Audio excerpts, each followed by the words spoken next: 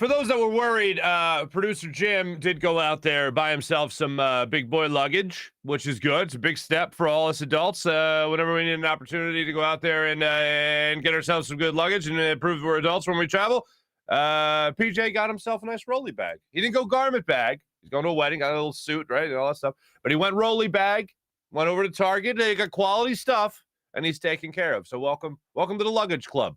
There, producer Jim. Welcome to the show, everybody. My name is Marc Farzetta. This is a little show we like to call the Farzy Show at the Steven Singer Studios. Oh, man. Oh, Ben Simmons, ladies and gentlemen. This was the lead story on Action News last night.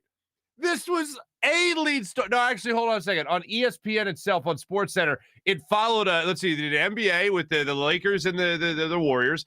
Then it was also the Bucks and the Nets. And then baseball had Dodgers and let's see, the Dodgers and the Braves. Then there was a hockey story.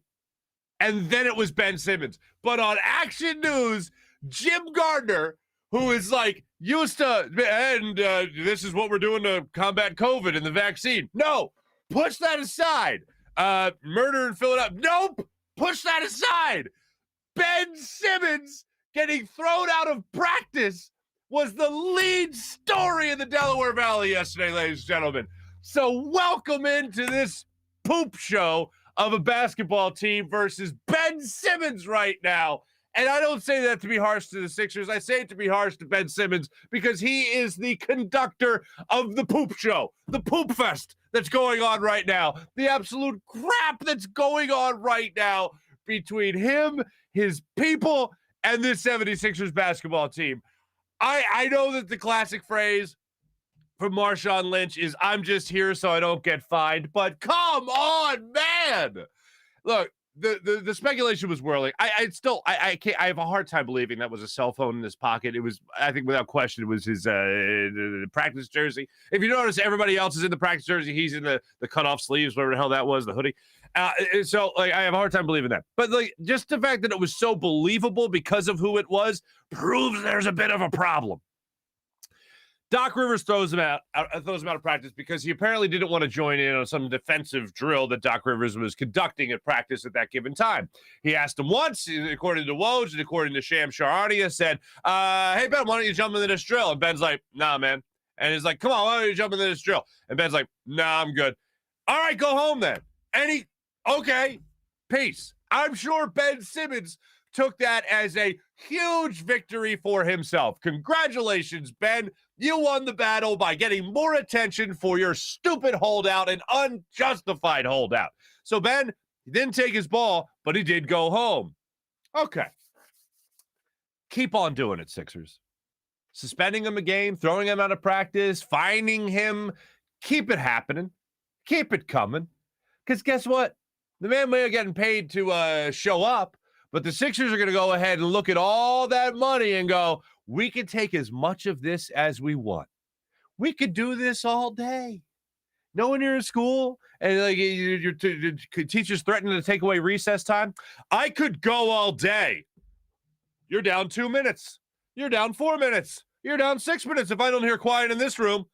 And you just keep on going. They're writing on the blackboard, or what is it now, like a smart board, and you're just taking the minutes up. I could do this all day, Ben Simmons. If you're the Sixers, if you're Daryl Morey, if you're Doc Rivers, I could do this all day. Or at least until the All-Star break. Because that's when the team has to start winning to really get playoff positioning. But really, as we learned last year, as the number one seed, it really doesn't matter anyway.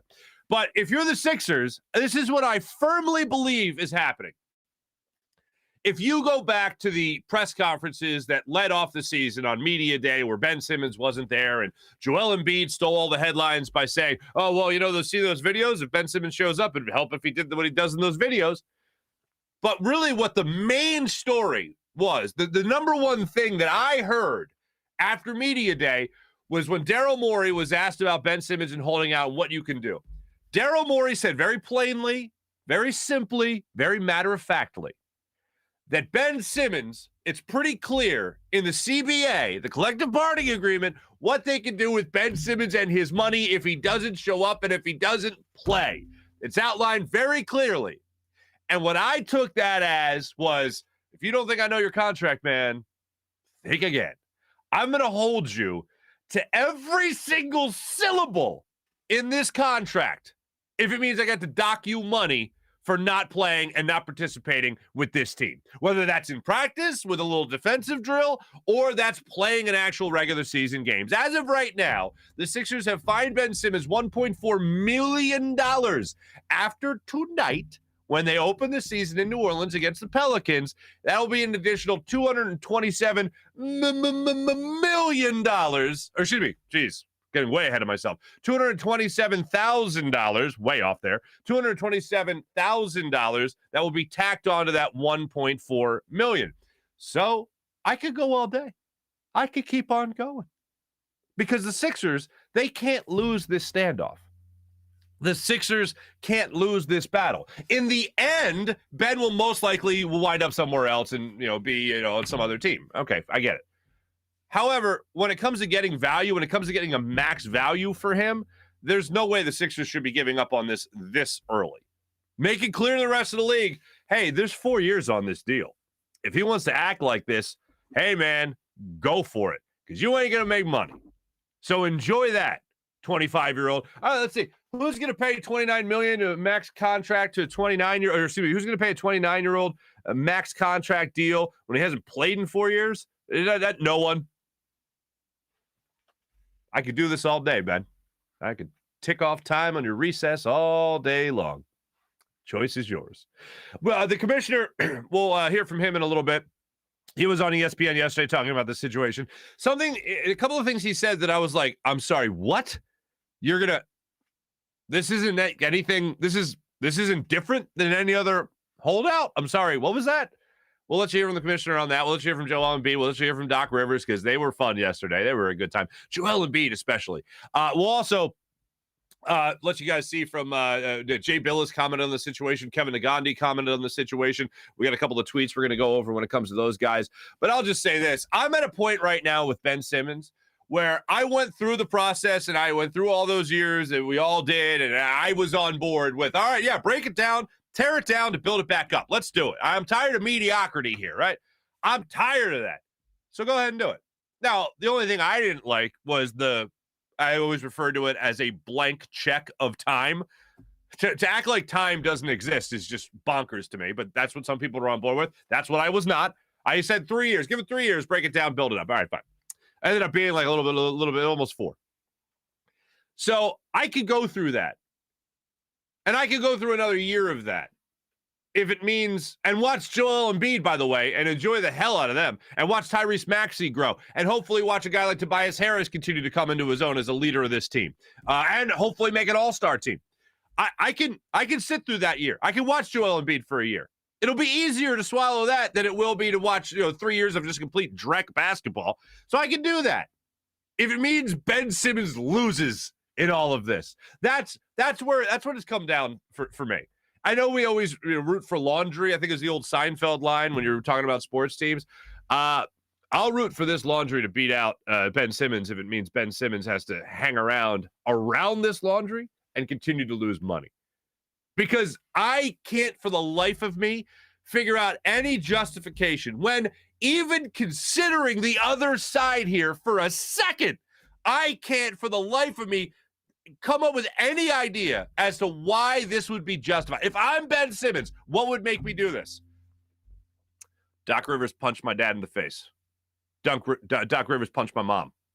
Nope, that didn't happen. That's the only way this would be justified, is if there was some egregious, heinous act from the Sixers to Ben Simmons' personal life. And what, did they maybe favor Joel Embiid more than him? That's not a reason to do it. Did Joel Embiid call him passing up on that opportunity to be the turning point in the game? Wow, that's some thin skin. Doc Rivers saying he didn't know if he could win a championship with him and then backpedaling like you wouldn't believe. Well, if you have someone who's playing like 40 minutes every night and they don't shoot the ball, that can be detrimental. So why would that be cause for this holdout? It's not justified. It might be justified in your mind because, look, I hate to go and resort to name calling here, but the fact of the matter is the only way to really describe this is that Ben Simmons is a big-ass baby. Thin-skinned, big-ass baby. And for me, as someone who is waiting for all of what we went through with the process to come to fruition, and someone who was holding out hope for Ben Simmons to reach his full potential in this league, which I have been saying for months is an MVP. If he just shoots and he just hits his foul shots, this is the guy you're talking about scoring 25 points a game with the defensive intensity that he has, the defensive prowess that he has, with the facilitating ability. He's a 3-time All-Star point guard who does not shoot. So, yeah, he's pretty close to an MVP already. But a basketball player that rather sit out, hold out, wait to come to practice even, then show up at practice and then not play or choose not to participate in team drills at the behest of his coach, a basketball player who does all that and won't shoot. Why do we have a headache over this again? Why are we banging our heads against the wall over this again? Because he can be that good. But he chooses not to be. For whatever reason, his mental makeup is just not there.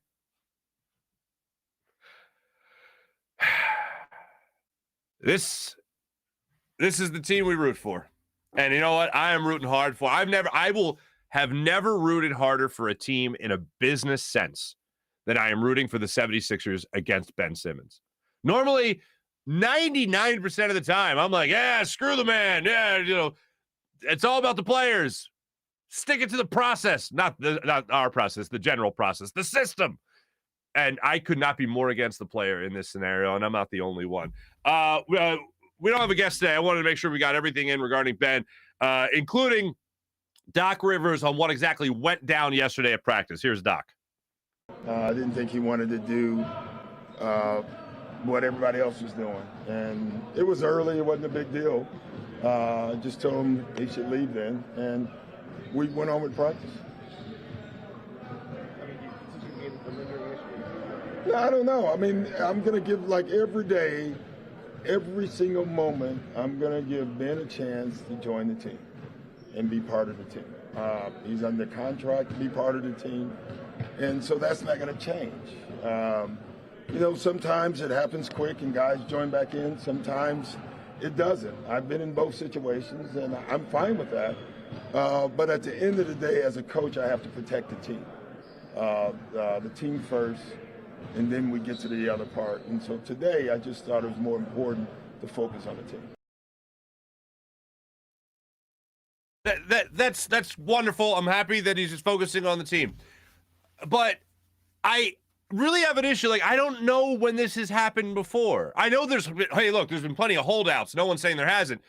But I can't really understand when anybody compares this to anything else. Like, Doc keeps on going back to this, and he went on this when he was on Stephen A. On First Take a couple of weeks ago. And he's like, that's where Ben's at now. We've seen this before where guys hold out, yet they come back and everything's fine. Like, I don't really remember anything like this. When you talk about the chosen skill set, the optional skill set of Ben Simmons with the whole not shooting thing, when you talk about how young he is, when you talk about there's 4 years left on his deal with $146 million still left on that deal, when you're talking about coming off being the number one seed, when you're coming off a player not taking ownership of his own mistakes, like from the get-go last year, like right after Game 7, the guy seemed completely nervous about what was going to happen going forward. And even in that series, completely looked nervous. Throughout the playoffs, looked nervous about what was going to happen. And when you follow this entire situation with Ben versus the Sixers, I don't think anything's comparable. But Doc keeps on going to this. This has happened before. I've been through this before. Like, really? Have you? I know you've been through a holdout before. But Doc sent him home because and the Sixers fined him for the conduct detrimental to the team. They suspended him one game, which is obviously tonight's game, the season opener, New Orleans against the Pelicans. So that was Doc's take on the whole situation. Like I said earlier, when it comes to Woj, it comes to Sham, they came out yesterday and said that he was asked to participate in a defensive drill, refused his coach twice, and the coach said, "I don't want you to go home." If you're Doc Rivers, was that the best way to handle this situation? Because, like I said, this in the end all be all is a win for Ben in terms of he gets more attention because he's more of a distraction. Should Doc just told him to just sit down and watch practice? or you send him home and you dock him some more money. Me personally, I'm always in favor of docking for more money, especially in this scenario, because as I said, I'm rooting for the Sixers and the business aspect of all of this. Now, Joel Embiid, again, as he so eloquently does and so often does, stole the headlines yesterday when he was, again, all of us.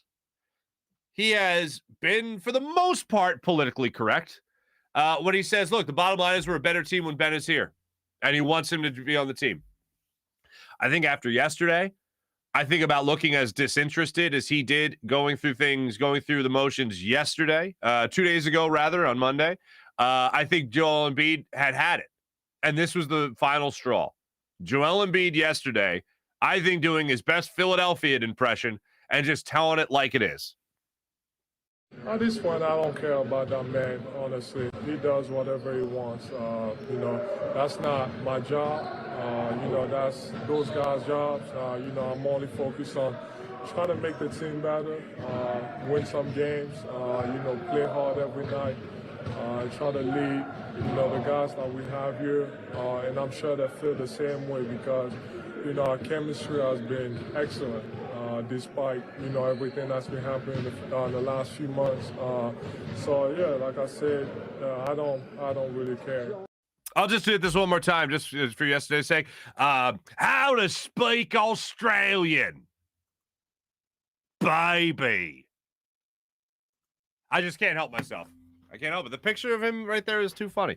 To say that you don't care about that man. It's not your job to babysit.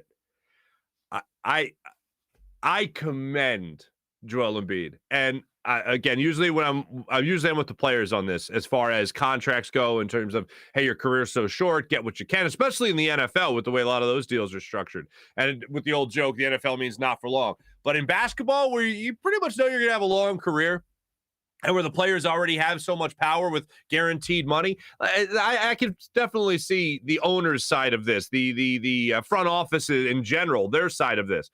But then to hear another player come out against another player, usually I'd be, oh, no, you don't do that. Stay out of it. Somebody else's money and somebody else's deal, somebody else's contract and somebody else's career. Hell no, JoJo. Keep it coming, man. Pour it on. And you might say in the long run, this could definitely decrease the trade value of Ben Simmons. Hey, we're well past that right now, ladies and gentlemen. We're well past that. I would love nothing more than the Sixers. I think this is what everyone's rooting for at this point. Anyone's rooting for the Sixers. I mean, just to see them win would be great. But to see them win without Ben Simmons after all this mess, seeing Joel Embiid actually win an MVP without Ben Simmons, oh, man, sign me up for that. To see this team compete, not get the number 1 seed, not get number 2, maybe 3 or 4, and make the playoffs, win another playoff series, get back to the same spot they were in without Ben Simmons. Oh, my God, how much I would enjoy that. Let's just go to the next level here. Let's go top shelf.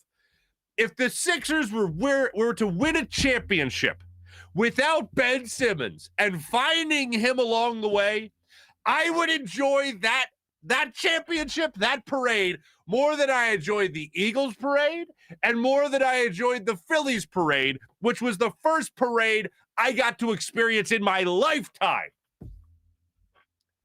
I would enjoy the Sixers winning without Ben that much. I would enjoy and bask in that victory and that parade more so than I did probably the Phillies. The Phillies and the Eagles. That's how joyous it would make me. As someone who has defended Ben Simmons, as someone that has looked at Ben Simmons and said, no, you wait for the potential. He's going to be great. I'm out. And that's how much I would enjoy a parade at the expense of Ben Simmons. That's how much I would enjoy it. I kid you not. And hearing Joe talk about it in this way only makes it more enjoyable. By the way, all this fine sound is brought to you by the great people of Rothman Orthopaedics. Rothman Orthopaedics, go to rothmanortho.com. Also, I want to tell you, before we hear from the commissioner, I do want to tell you here at the Steven Singer Studios, I'd like to send everybody to Steven Singer Jewelers, the other corner of 8th and Walnut, online at IHateStevenSinger.com. It's always funny to me. People from out of town, they come in, they see the billboards, and they go, what's with this I Hate Steven Singer? Who's Steven Singer? And I go, you don't know. You don't know Steven Singer? I'll tell you who hates this guy. Other jewelers hate this guy. Customers, they love the guy. Other jewelers hate him. You know why? Because he doesn't wildly mark up his merchandise to sell to you his beautiful diamonds, his beautiful jewelry, and then knock it down a couple of pegs just to make you feel like you got some kind of deal. No. The deal's every day with the perfect price. Other jewelers, they mark things way up so that, oh, you know what? Give me $500 off for that, and I'll think about buying that. Make it $1,000. Mark off $1,000 for that, and we'll talk about it. No. When it comes to Steven Singer, everything's set at the perfect price. So when you walk in, you know you're getting taken care of. You don't got to be worried about your negotiating skills, whether or not you can haggle. You sit down, you feel comfortable, and you just marvel at all the beautiful diamonds, all the beautiful pieces of jewelry that they have at Steven Singer Jewelers, the other corner of 8th and Walnut, or online at IHateStevenSinger.com. You get walked through it by a real jewelry expert, a real jeweler who understands that Steven is in the love business. So they just want to make you feel the love at Steven Singer Jewelers. Do what I do. Go to the other corner of 8th and Walnut. The other corner of 8th and Walnut, right in Philadelphia on Jewelers Row. Always fast and free shipping at IHateStevenSinger.com. So the commissioner of the league, Adam Silver, I'm listening to him yesterday, and he was talking with the I refer to her as the angel sent down from the heavens to talk to us about basketball, Malika Andrews, big fan of hers. Malika Andrews, and Adam Silver goes, Adam Silver is like, what's so different about all this? And I still can't wrap my head around it. I hear it from Doc, and then I hear it from the commissioner. And I'm like, I don't believe either of you when you're saying this. I think you're trying to downplay it a little bit. But the commissioner of the league, Adam Silver, goes out there yesterday and goes on with Malika Andrews, angel sent down from the heavens, to talk to us about basketball. And he talks about what's going on behind the scenes. Here's the commissioner, Adam Silver, yesterday. I mean, for those who've been at this a long time, as I have, this is nothing new, frankly, in the league, unfortunately. I mean, there's storied players over many decades who've held out of contracts, didn't go to the team that drafted them, held out of training camp, etc. So I don't really see it as being sort of the modern day issue many people are painting it to be. How? I don't know of any other situation where a 25-year-old, 4 years left on his deal, $146 million left on the deal. I can't for the life of me find anything comparable to that. Nothing. There's been guys in the last year of their deal.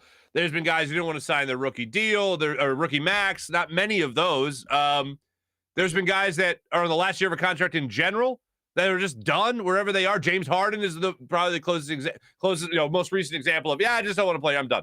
But he's like 30-some years old. He's a scoring champion. Took his team to a Western Conference final. You can say that. Ben Simmons, I'm sorry. Who are you? You want to pull this crap? I don't think so. Then the commissioner started making a little bit more sense. Here he is a little bit more with Angel sent down from the heavens to talk to us about basketball, Malika Andrews. On the other hand, it's something you never like to see as a league. That, I think for Ben, I think what people are suggesting is that this early in his contract, it's highly unusual to be holding out in the way he is. But again, both sides have rights. As a result of holding out, he's some combination of not being paid and being fined on top of that.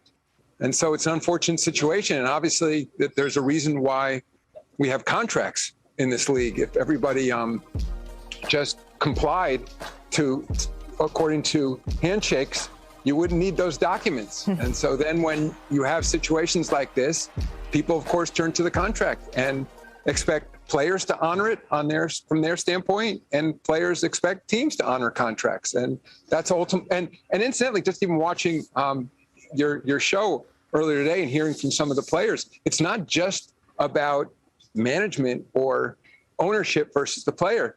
Players in this league, as you know, make moves based on where they think other players are going to be. That is the most important point that the commissioner could make.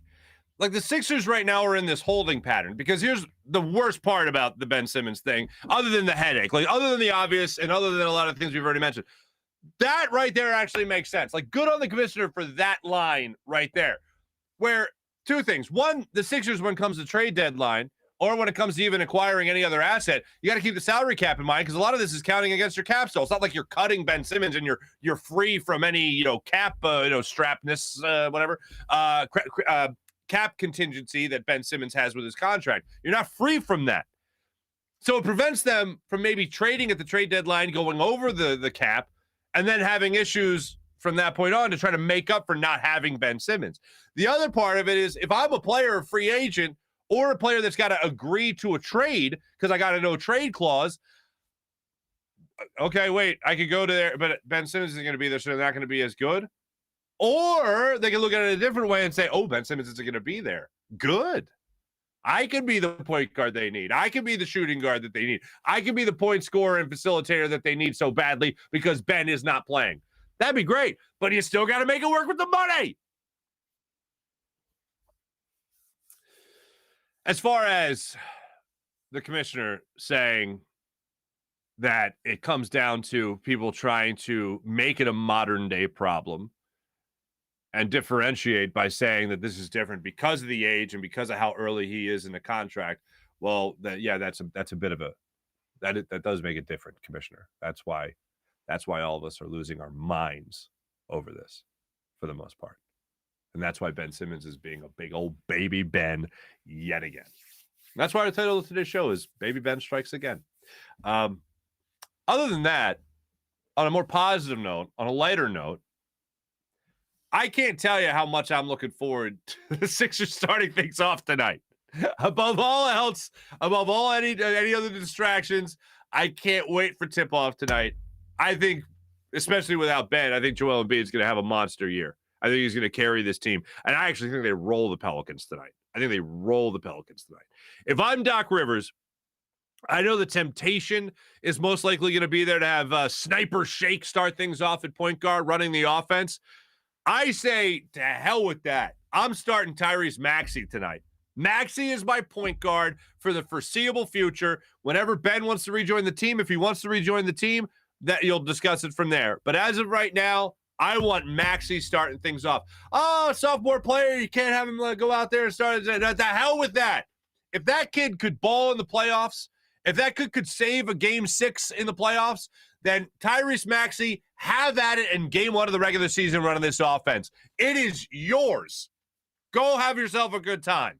Run the offense, my friend. Slash to the basket. Give me some teardrops. Give me some jump shots. Go to the line. Be that energy. Be that spark plug. Let me see you run this team. That's what I would do tonight in game 1 of the season, and I would see how that would go for the Sixers. And then if that's an issue, then maybe you go with Sniper Shake. But I don't think it will because I think Tyrese Maxey can handle it. So from an X's and O's standpoint, that's what I want to see the Sixers do. All the BS aside, go out and dominate tonight. Joel Embiid, you know what? If you want everyone else to join you and not caring about what Ben Simmons' next move is, go out there and do what you say you always like to do, which is just be dominant, my friend. Go out there and be dominant. Hopefully that.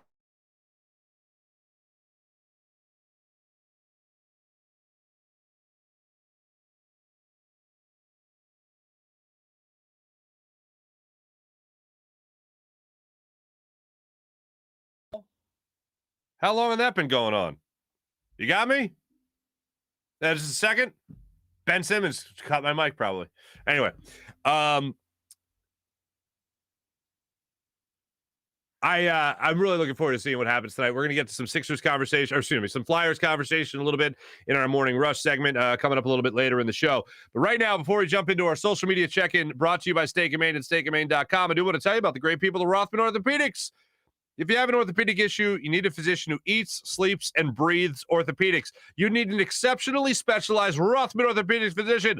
They not only specialize in orthopedics, but each of their physicians only focuses in on one area of the body, which means you can have the confidence to get past the pain and be what you were. Visit them in one of their 30-plus locations in Pennsylvania and New Jersey, including their one of 4 orthopedic-only urgent cares. Learn more at RothmanOrtho.com. That's RothmanOrtho.com. Also, in our morning rush segment, I got a conspiracy theory for you. It has no real bearing in truth or fact or any newsworthy, not even probably, but it's a little conspiracy theory where the wheels started turning about Ben Simmons. Give that to you in a second. Oh, and Doc Rivers. Give that to you in a minute. But you know what I didn't use to make that conspiracy theory, unfortunately? BetQL, because then it wouldn't be a conspiracy theory. It'd be cold, hard facts. BetQL is the only app that gives you the edge over your sportsbook. You need to download the BetQL app. You want to make a smart bet? Use BetQL, the only app you'll need to make smart bets. Their best bets computer model scans over 350,000 unique bets per year to give you the best bet recommendation for every game across all major sports.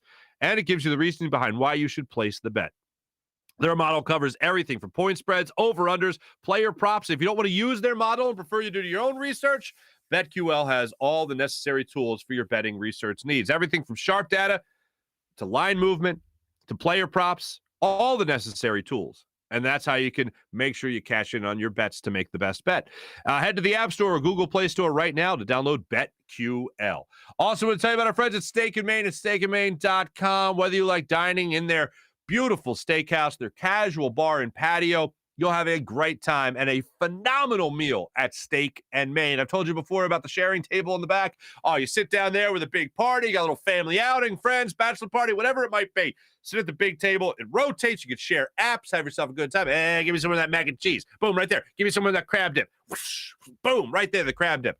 I'm telling you right now, the crab dip, best I ever had. I haven't bragged about it enough on this program. The crab dip at Steak and Maine, next level. You got a big party at that table, you're probably going to need about 3 crab dips, maybe 4 if you're feeling lucky. It's that amazing. Tomahawk, 2-pound tomahawk steak, Pinot Noir from Cavada Cellars Wines, from his family to your family. Oh, it's fantastic. Steak and Maine, voted #1 place for steaks in America. You know how much steak we eat in this country? You ain't American unless you're slapping a tomahawk steak on that plate, ladies and gentlemen. Well, the best place to do it, Steak and Maine, according to the Food Channel, according to the Travel Channel, steakandmaine.com for more information in the heart of Northeast Maryland. How about WinView? You like to issue a challenge? Folks, I'm not gonna lie to you. We're all friends here. Okay, I'm not gonna be dishonest. I got Nick Chubb on my my roster, my fantasy roster. He ain't playing this week. Who else do I got here? I got a lot of guys sitting. And it's not what I'm trying to tell you is I'm not having a good week. I'm not going to have a good week. I didn't have a good week last week, thanks to Nick Chubb. I'm not going to have a good week this week either. So you know what I'm going to be looking for? A little side action, a little side hustle with WinView. So do what I do. Download the WinView app right now, and you can challenge your friends in fantasy football. If you're losing, like I am going to do this week, you can challenge your friend a little WinView competition. That's the only way to see if your friends can walk the walk as well as they talk the talk when it comes to how much they think they know about sports. You can live it up any family dinner, any get-together with friends and family with a little WinView challenge. Watch Monday football, Thursday night football, Sunday games, MLB playoffs.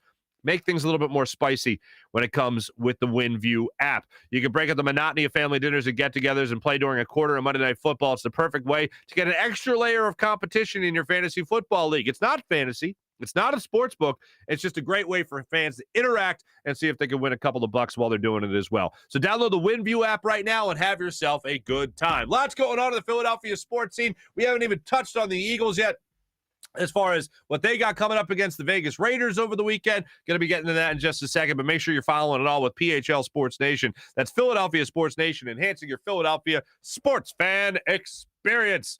All right, let's check in with our social media check-in brought to you by Steak and Maine at steakandmaine.com. So much to get to. Pots and pans. What's happening, everybody? Dan Schwartz, I don't know why I see this tagged up here, but I'm going to... Oh, you pinned it. Or did I pin that? I pinned it. I think I pinned it. PJ becoming a man right before our eyes. That's because PJ bought some luggage, ladies and gentlemen. If you missed the conversation yesterday, luggage is one of the big steps you have to take in terms of becoming an adult. It's a rite of passage. Joel is the man. Dan, you're correct.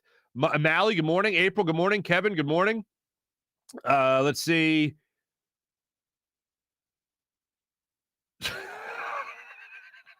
April, shocked that your head is still on. I am too.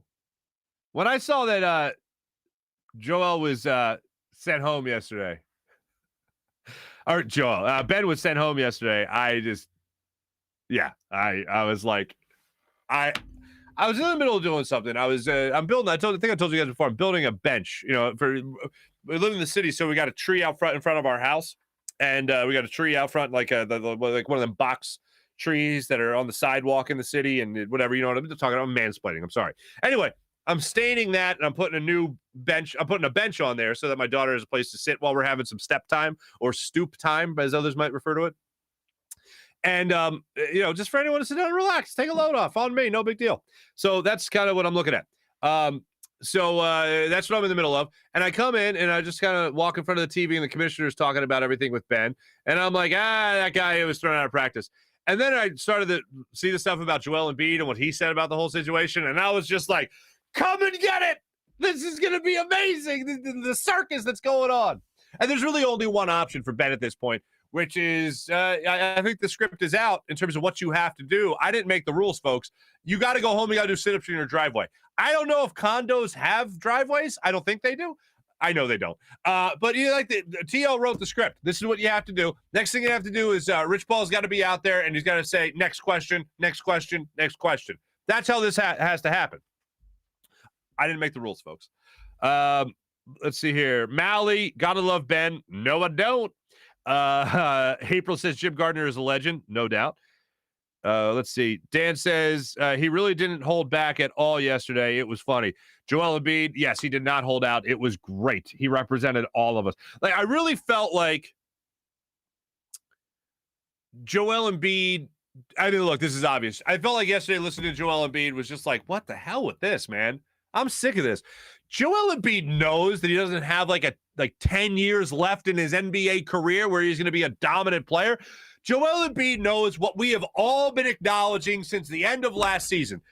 Don't waste Joel Embiid's prime. And right now, Ben Simmons is messing with that prime. Joel Embiid said this a while ago at the start of even media day, that it's disrespectful to not be here with all these other players out there working their asses off to try to be on a good team to help their careers down the line. If you're a fringe NBA player, you could be a fringe NBA player, but on a championship team, and that'll catch the attention of other front offices around the league. Well, he was on that team. He knows what it takes. That's a great thing to have on your resume.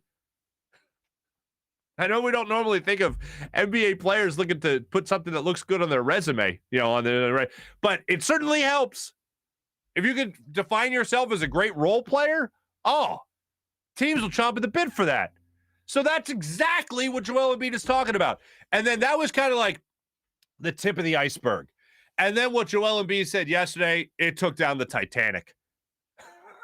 By saying that he doesn't care about that man anymore and it's not his job to babysit, Joel Embiid knows what's at stake. And it's his NBA career. It's his legacy. It's whether or not it'll be defined as an absolute legend, not just in Philadelphia, but by NBA league standards. And right now, Ben Simmons is messing with that because his trade value isn't going up while he's holding out. Players, so I'm going to trade for this guy? And even if I think the problem wasn't him and it was the Sixers, I'm still going to roll the dice on one thing going wrong here, wherever I'm acquiring him, and then he's going to act like a baby again and sit out? Oh, yeah. Let me give you Damian Lillard for that. Let me even give you CJ McCollum for that. Let me give you Zach LaVine for that. I don't think so. Marvin Bagley, Malcolm Brogdon. No, thanks. Adorable, though. Enjoy a little problem. So Joel Embiid yesterday was bleep it mentality, and I don't mind that at all. Sixers will never get max value for old boy. Mally, you're absolutely right. No doubt. Where did I see Kevin? Kevin, good morning to you, sir.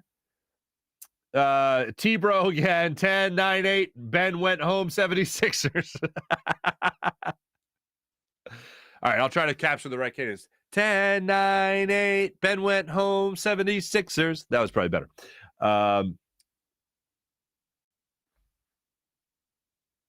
Stuyvesant. I always do this. I'm sorry. Stuyvesant Krishnan. Buck Fen Simmons. I see what you did there. PJ has been a man since he became... I'm not even going to interpret. All right. April, he chooses not to be because he has never been pushed hard before, has too many yes men around him. If that's the perfect way to describe Ben. Kevin, I enjoy this. A dingo should eat that baby. I like that. I'm watching Seinfeld on Netflix because it's on Netflix. I'm watching Seinfeld, and I'm like, Seinfeld came out in 1989. I was 7 years old, and then obviously I grew up in the 90s. As that was my era, right? That's what I associate everything in my dumb idiot brain to. The Seinfeld was like an adult show that I started to watch later. It went off. It went off the air at nine. It will never really went off the air in '97. I was a freshman in high school, and I had started watching the show obviously by then. But to go back and watch all the episodes now, I'm really looking forward to doing that. I'm still on season 1. I just started. But yeah, the dingo ate your baby. That was more of a British Cockney accent than it was Australian. I apologize. Don't want to offend anybody. Marc sober today? When am I not sober? I'm always sober. I was pretty drunk Friday night. Yeah, okay. But not during the show, at least. I've always done the show slightly. It wasn't even a whole show. I was intoxicated. It was the one interview with my man Broads after the Italians won the Euro. Come on now. Let's see. That espresso come down is going to be nasty. Yeah. That's the espresso I had today. Dan, this might be some of your finest work. Maury Povich, in the case of Ben Simmons. Ben, you will not be traded or paid. Crowd. Ooh, yeah. Erupts with cheers. Glee. Laughter. James Whalen, I hope he never plays again anywhere. James, I'm with you, man. April, James, amen. James, that's very nice. Love the show, Marc. You are Philly through and through. That's very nice of you, brother. Thank you, James. Joel is coming out tonight and smoke them. He loves having something to prove. No doubt. I'm just trying to be dominant. Let's see if that happens. Shaking from the espresso or stone from the weed? Both? By the way, I finally did get a text from my buddy. This is weeks ago. He was like, I love everyone calling you a stoner. Because while everyone else was puffing, I was just passing. Like, I'd be in the room playing Madden with everybody. Literally, straight edge. That's the way I rolled. And then I discovered whiskey. Sixers not even close to winning a championship. They need another legit scorer. How they're going to do that, I don't know. Ray, I completely 1,000% agree with you. However, I'm just saying in the long shot, which is next to impossible long shot, of the Sixers winning a championship and giving a parade, I will enjoy and bask in that parade more than I did the Sixers or more than I did the Eagles or the Phillies parade. Phillies parade was the first parade I could experience in my lifetime. The Sixers were like 8 months. I was 6 months old when the Sixers won a championship. So I couldn't enjoy that in the 80s, in 83. And then the Phillies won in 08. And then the Eagles obviously won in 2017, and the parade was in 2018. I will enjoy the Sixers winning without Ben Simmons more than anything. With that, hands down. Marc need to come down with an... I need Marc to come out with an Xmas album. All in Frank Sinatra voice. It's the only singing voice I got. So, yeah. I'll just say I'm working on it. I'm working on it. The sounds of an angel. Thank you. Ben should come back to college. Kevin says he should come back to college. Doesn't make the tourney now either. Yeah, I don't think you're lying. Whiskey. April. Vegas odds Sixers are 8th best to win. I'll take it. Thanks to everyone that checked in on our social media check-in, brought to you by Steak and Maine at steakandmaine.com. Much appreciated. Let's move on into our Morning Rush segment, brought to you by Sky Motorcars and SkyMotorcars.com. Couple of things I want to get to here before I get to the Flyers. Here is Jay Billis on Ben Simmons. Ben Simmons has been unprofessional, to put it mildly. Oddly, his behavior has hurt his trade value and his reputation, and it has made him far more difficult to move him for any fair value, something he claims to want. Jay Billis, can't agree with you more. Philadelphia's own, Temple's own, Kevin Agandi. Philadelphia fans are well aware how good Ben Simmons is. They accepted his mistakes because they see potential greatness. This is where I fall in, ladies and gentlemen. What they had a hard time accepting was he never improved on the mistakes. He avoided working on them in the regular season. In the playoffs, they get exposed. Kevin Agandi, you couldn't be more right as well. These are national voices. One, obviously, a local voice at the same time, and Kevin Agandi being from the area. And to say other than what these guys are saying is just to be wrong in what Ben Simmons has to offer. For him to hold out is insane. I mentioned to you before, I'm going to give you a conspiracy theory.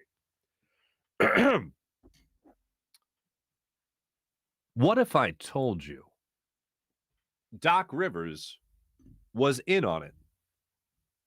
Now, that idiot thought crossed my idiot brain yesterday when I was thinking about this is so wild to me that it can't be true.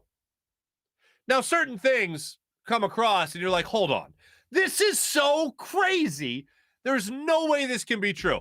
And I'll give you an example. Burnergate. Brian Colangelo and all the burner accounts and all that stuff. It was so crazy to think that it was him. It ended up not being him. It ended up being his missus, Babs Botini.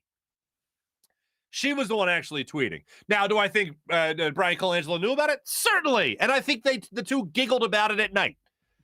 It was so crazy, it wasn't him. It was actually his wife. Well, with Ben and this whole situation, it's so crazy, it can't be true, right? I think it is. I think this is exactly what's happening. But the idiot thought that crossed my idiot brain yesterday was this. What if Doc sent him home on purpose? Ben Simmons was supposed to address the media. Is there any way addressing the media was going to make this situation better?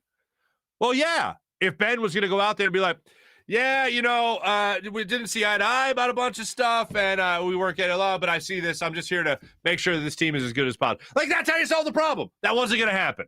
So because that wasn't going to happen, addressing the media was not going to help anything. So what if Doc intentionally had Ben Simmons on a short leash yesterday and said, Ben, go home, to save him from media day? And then this other idiot thought crossed my idiot mind, his own personal media day.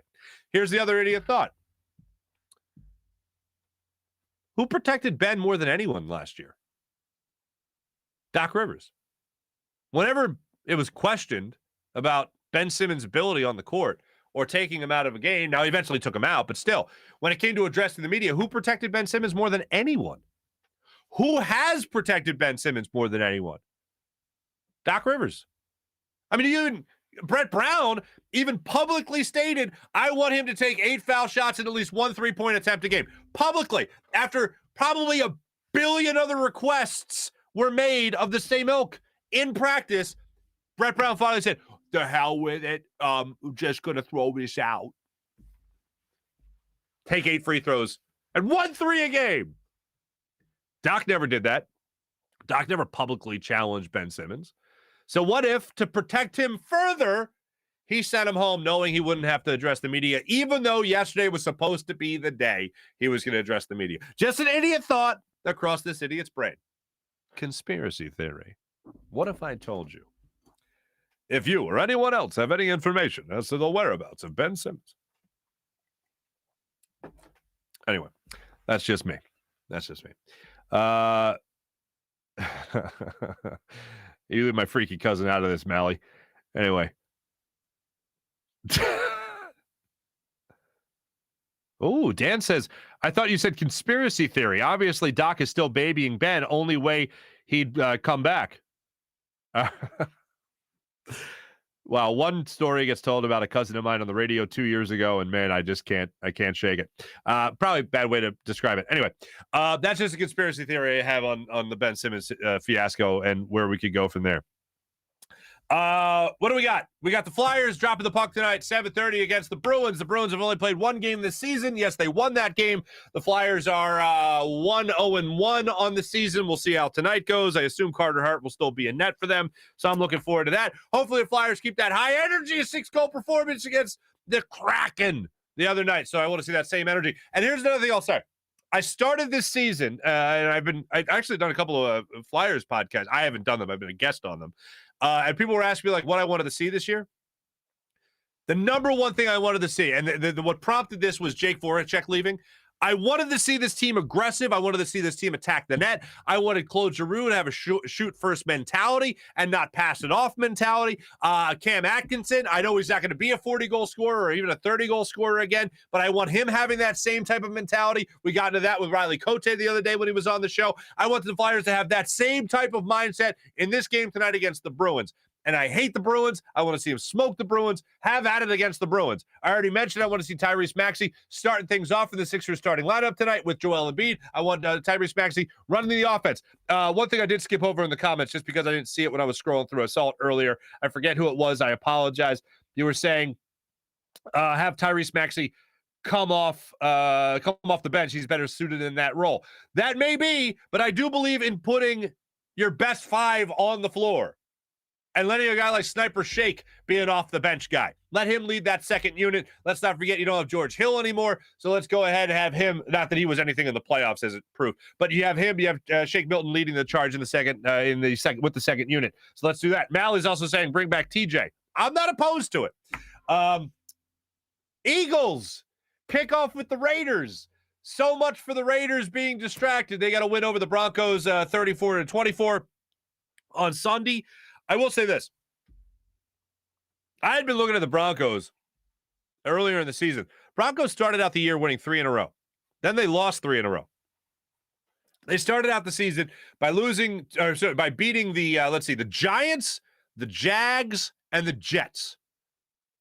Those are 3 teams that suck at football. Then they got beat by the Ravens and some other teams that are a little bit more noteworthy. The Raiders are more of a noteworthy team, but certainly not unbeatable. The Eagles are going to have a chance on Sunday. And I dubbed this week on Monday Judgment Week with Nick Sirianni. 10 days between games. That leaves ample time for the self-evaluation. I think Nick Sirianni addresses the media today, so we'll break it down for you guys tomorrow on tomorrow's program. But Nick Sirianni is supposed to address the media. I look forward to hearing what he has to say about the self-evaluation period in terms of what is he going to do differently with this offense. And as much as I want to hear him say, we got to find a way to put the ball in Miles Sanders' hands more, we got to run the football, we can't ignore the run, we got to use that to help our quarterback out, we're giving him too many tough situations to make tough decisions. I don't think we're going to hear that. I think we're going to hear, I can do a better job of balancing the run attack, but then I don't think we see it. Because ultimately, where I think we're lost in all of this, and by the way, I laughed out loud at Jay Glazer's report that that Nick Sirianni wasn't on the hot seat yet. I would think it's going to take a lot.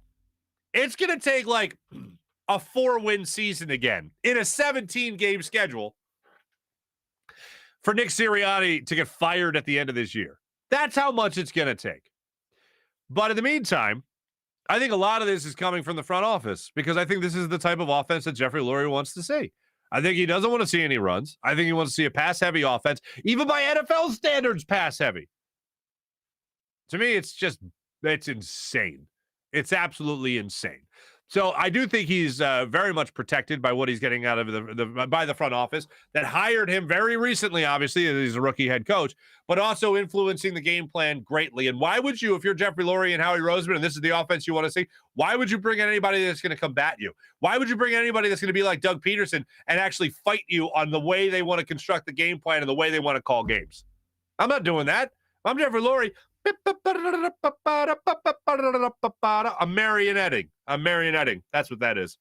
In case you missed the thing there. Anyway, ladies and gentlemen, I can't wait for Sixers tip-off tonight. I've never rooted harder for a team to do well than I will for the Sixers tonight. So that's what I look forward to seeing. Sixers tipping it off against the Pelicans, the NBA opener for them. Around the league yesterday, Bucks pulled out the victory over the Nets, and also Steph Curry and the Warriors pulled out the victory over the LA Lakers, and that stacked team. Steph Curry with his first triple-double since 2016, even though I think he shot something like 5 for 21 from the floor. Not his best night for Steph Curry. That concludes our morning rush and our show today, ladies and gentlemen. Thanks for joining us. Look forward to talking some Sixers basketball and a Sixers win tonight over the Pelicans to get things started, as well as a little more Eagles conversation as the week goes on. And we're all looking forward to seeing the next move from the 76ers and Ben Simmons. under suspension. Thanks for watching. Thanks for listening. Bon voyage to producer Jim. Going to be taking the next couple of days off, so I'll be running the show from the studio. So there you go. Thanks for watching. Thanks for listening. Thanks to producer Jim. Safe travels to you, my friend. Enjoy the new luggage. This is a Buzz Sports and Entertainment production. My name is Marc Farzy. Talk to y'all's people tomorrow.